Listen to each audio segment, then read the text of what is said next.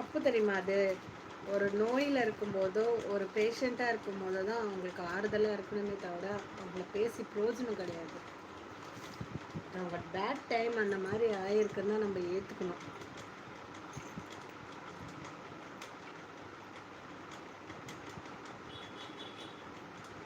ஒரே பையன் ஒர்க் போகலன்னா அவனை ₹1 கொண்டு இருக்க மாட்டாங்க. அப்படி இல்லை பேட் பாய், ஒன்று புரிஞ்சிக்கோ. இப்போ உன்னை நம்பி தான் உன் ஃபேமிலி இருந்ததா?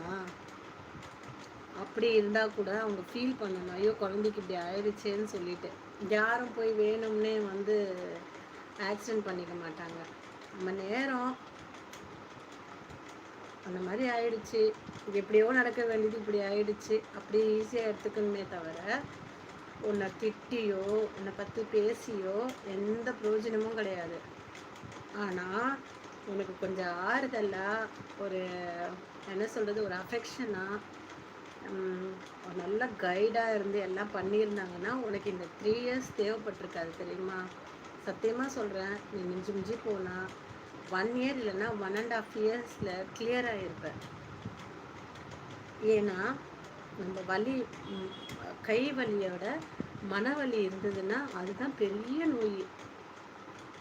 இதுக்கு எந்த ட்ரீட்மெண்ட்டும் இல்லை.